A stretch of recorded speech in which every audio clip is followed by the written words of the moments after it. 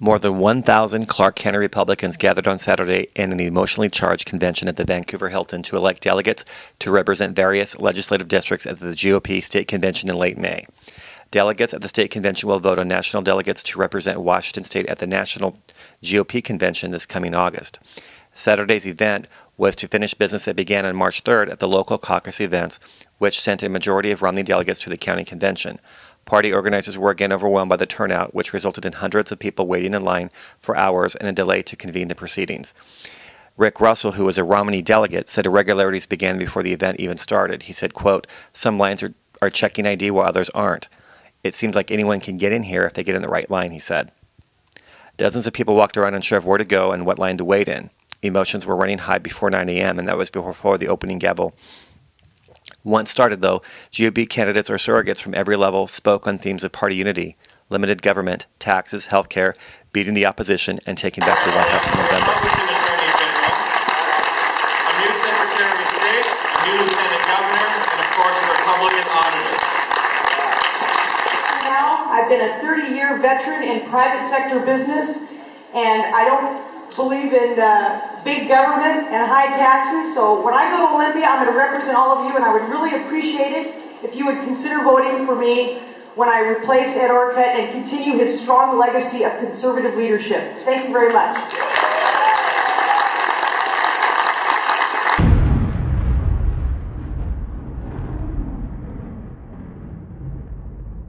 I'm here to give you a stump speech on Mitt Romney. I mean, I think most of you have seen, the 20-plus debates. We've had 30-plus primaries and caucuses. That being said, this thing's starting to wind down, and it looks like we're getting a nominee. I'm here to promote the unity slate, and I know a lot of folks in this room don't like to be told how to vote.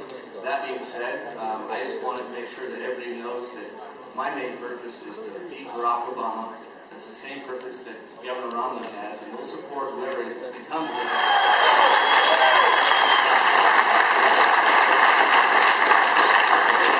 We are supporting the open convention slate for a simple reason. If Mitt Romney gets to his 1144, as the media wants him to, the campaign will be over. And therefore, it is essential to receive 1,144 delegate votes prior to the national convention. But the fact that he hasn't already secured those votes indicates that the debate isn't over yet. 6 days ago, two campaigns started a discussion in Washington State about helping each other reach the national convention. The Ron Paul campaign, the Rick Santorum campaign, and Newt Gingrich supporters have a strong common interest. The only way that our individual campaigns can make a difference at the national convention in Tampa is to ensure that the other candidate in the race does not have 1,144 votes on the first ballot.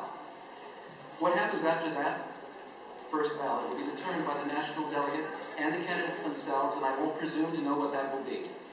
However, today, we, our delegates, our party is fractured.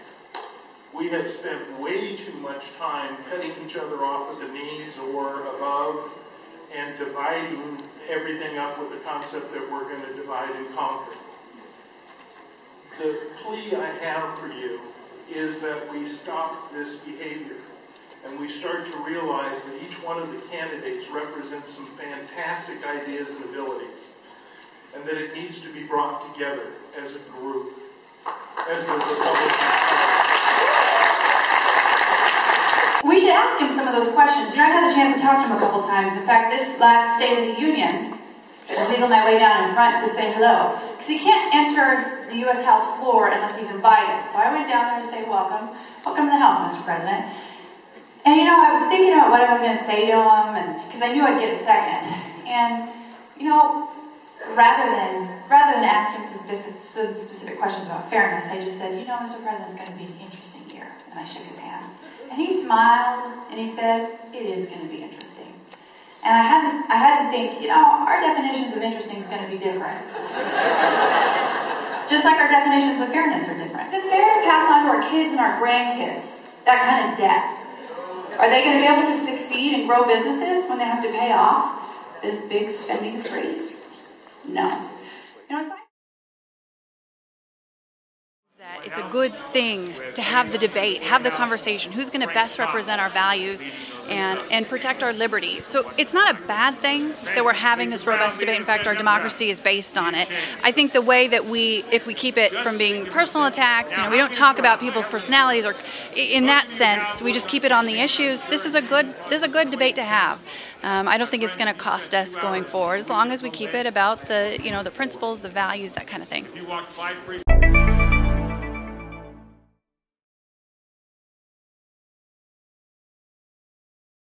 IPS, Chris Phillips, 160, Romney.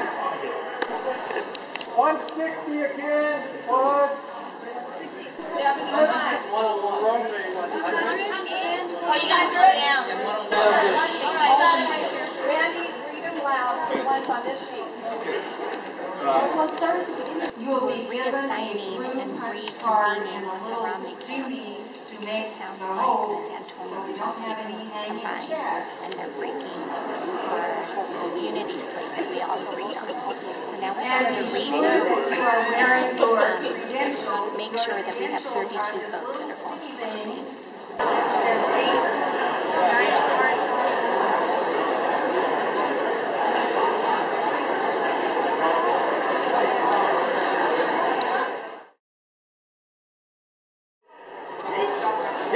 Whoever has that ballot over there.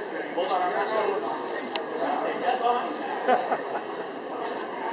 Running report. Hopefully, if Mike said program right, he gives us better service.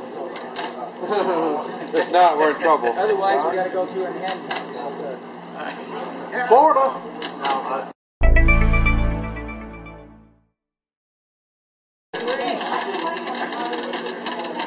We only credentialed 230.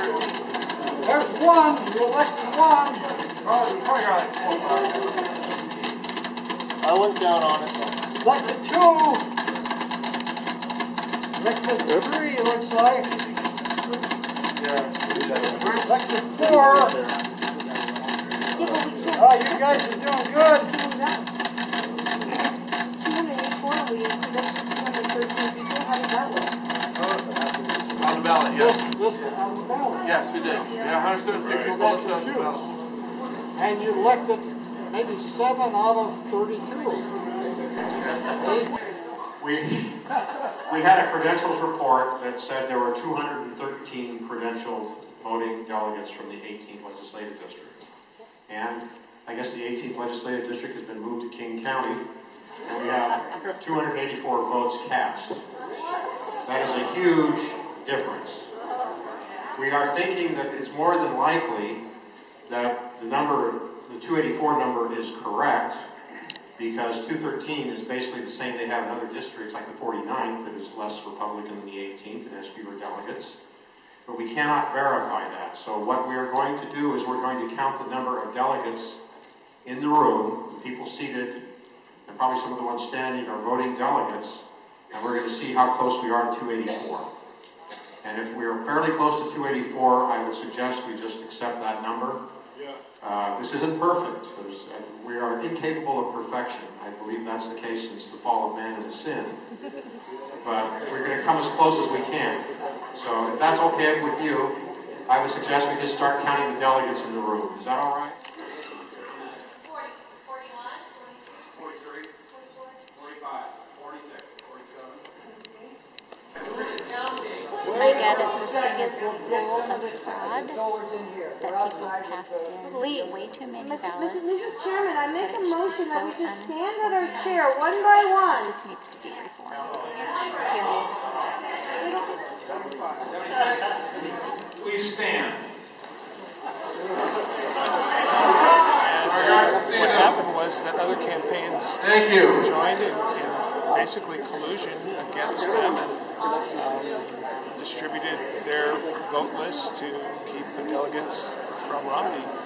And the sad part about that is that what the people's voice is, which is spoken at the precinct level with the straw poll about who they want as the president, is absolutely nullified, and the only people going to Tacoma are Ron Paul and St. Torm delegates. From this particular district. This particular district, and I'm hearing that that's what's happened in other parts here of Southwest Washington. I mean, it really speaks, in my mind, to either we need a primary, a real primary, or we rewrite the rules of caucusing so that the people's voice is heard and not this political gameship that shuts out really what, by collusion, what is rightly been voted on. It's just that this system today has been flawed. I mean, that's what it comes down to, right? Is that this we have a Democrat in the mansion in Olympia right now that took away our primary to save money, and what that's done is created this significant issue that we have here today. So. But, essentially what we have is a lot of discrepancy, a lot of problems, complete disorganization. The chairman did not even have the agenda until this morning. So this is just a flawed system, and there's certain to be challenges.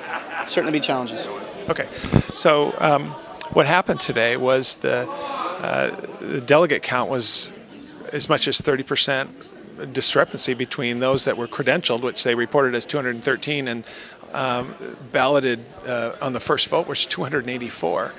And so that's a 30% increase, and all of a sudden the number of people that were voting, even though they weren't credentialed perhaps, or was there an error in the credentialing process? And the other thing is that when they handed the ballots out that first round, they just handed them down the line, and you could take 1 or 2 or 3. I mean, there was nobody double checking or cross-referencing, and when you handed them in, you handed them back down. So who knows how many you started with or handed back down.